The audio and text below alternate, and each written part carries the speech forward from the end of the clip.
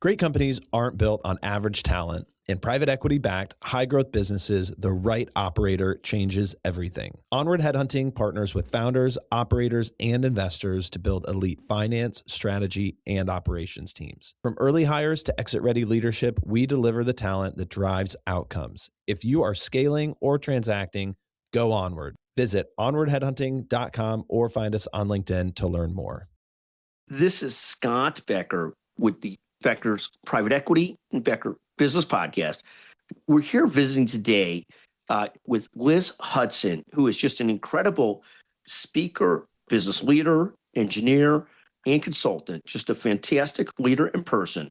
We're going to talk today about feedback for growth, getting and giving feedback. Liz, take this away. Tell us some of your thoughts on feedback, both giving, receiving feedback, and how it's done well and maybe how it's done poorly. Yeah, absolutely. Thanks, Scott.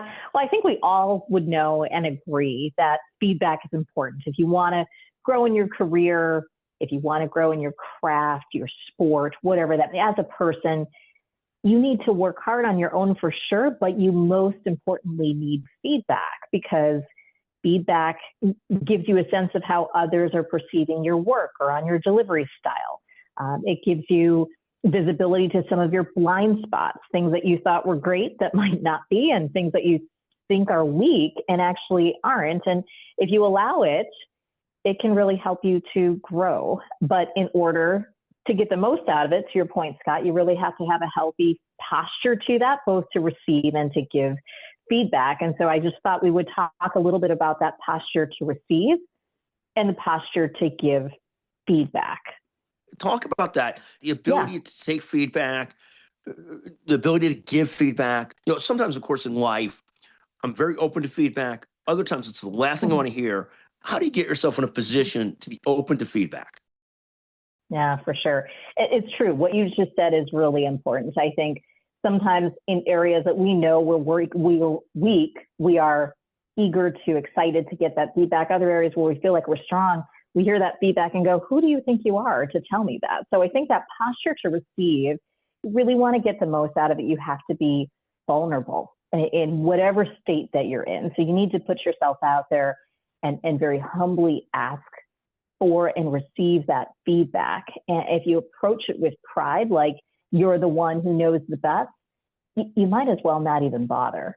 But I also think, though, you need to know yourself and know what's authentically true for you. So sometimes people give you feedback and they have the best of intentions, but that feedback doesn't line up with who you are and how you operate. And so that feedback might not be best for you. And I oftentimes will say this to people when I'm coaching them on feedback, is that it is a gift.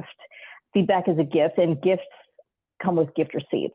So it's okay to graciously receive that feedback and quietly return it.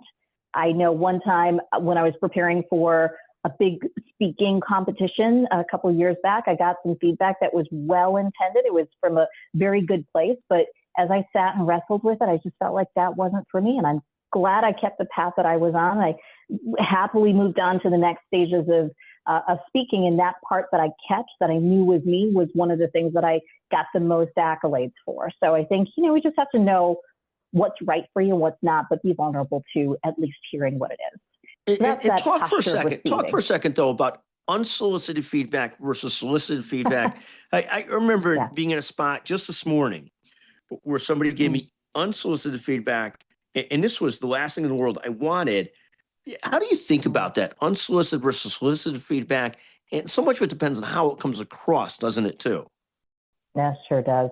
It sure does. I think you also have to know the person that's giving you the feedback. Do they have, these people, right? And do they have the best of intentions for you? So if that unsolicited feedback is in their best intentions, not yours, that's where you use the gift receipt. That's where you thank you so much, and you kind of turn the other cheek and just don't really take it. Other times, if you are hearing that and you go, that was unsolicited, wow, that was unexpectedly helpful. And it might hurt initially, but it might be something that you wrestle with for a little while and go, that was really helpful. That's actually going to make me better. So I think it really still comes back to that idea of vulnerability to go, I'm going to listen regardless. I'm going to hear it regardless.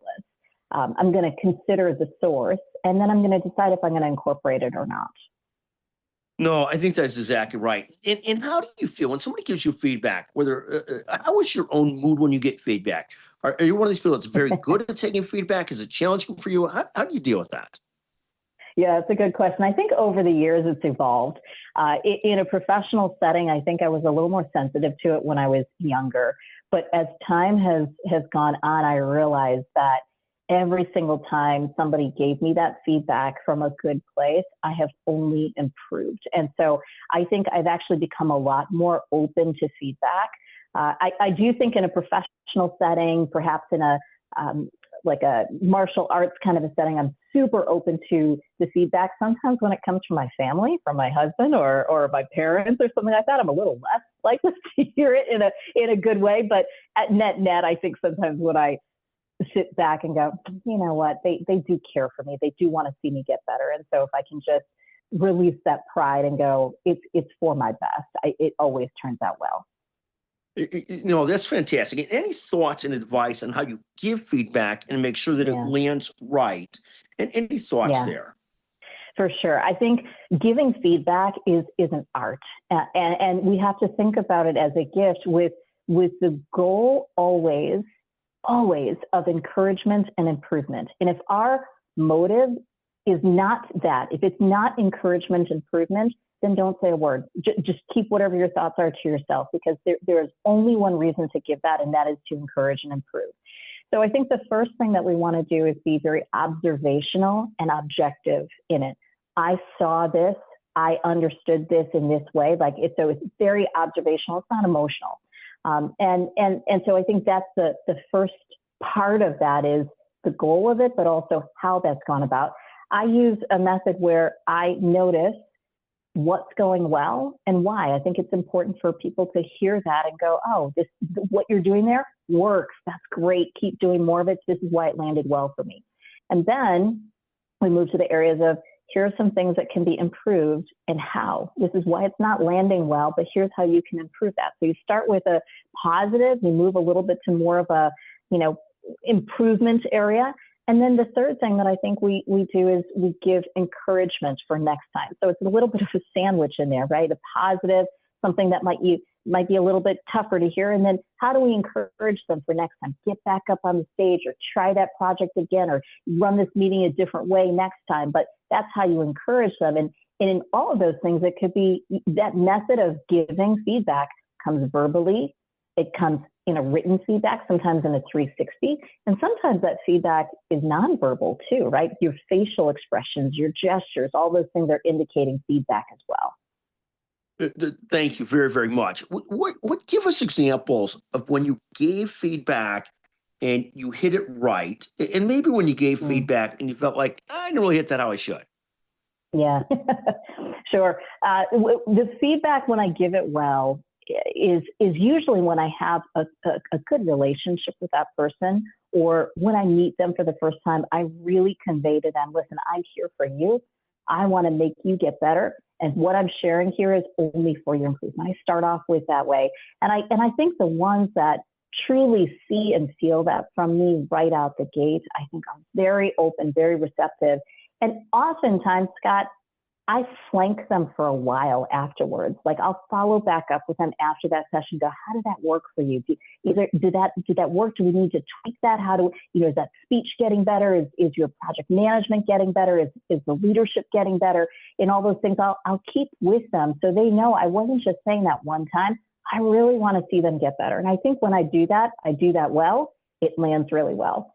Surely there are times where, either from how I've delivered it, and I wasn't in a good place of encouragement and improvement. Maybe I was just irritated with what was said, and I just said it with exasperation, and I didn't deliver it well. And that's on me, and it didn't land well, and that's my fault, right? That's something that I need to own. Sometimes it's shared well, but the person on the receiving end of that wasn't vulnerable. Maybe it felt unsolicited. Maybe they didn't trust my motives. And sometimes it's one of those, which is, to heck with you, Liz. I don't want to hear that, and that's that. And then, on those, I just kind of let that roll off my back and go, I tried, my motive was good. They heard it and didn't want it, and then that's it. And then that just gives me some information about how I might approach that in the future, if at all. No, thank you. I absolutely love that. I think this topic of giving and taking feedback is so incredibly important to personal growth and professional growth. I know sometimes I've gotten great feedback and taken it really well and been able to incorporate it really immediately. Other times I feel like I've probably gotten great feedback, but I was so closed off in my own mind or so tired or stressed that I probably took it quite poorly. So I love this subject. I love what you're talking about. Liz, anything else you wanted to add today? You're always a fantastic guest and leader.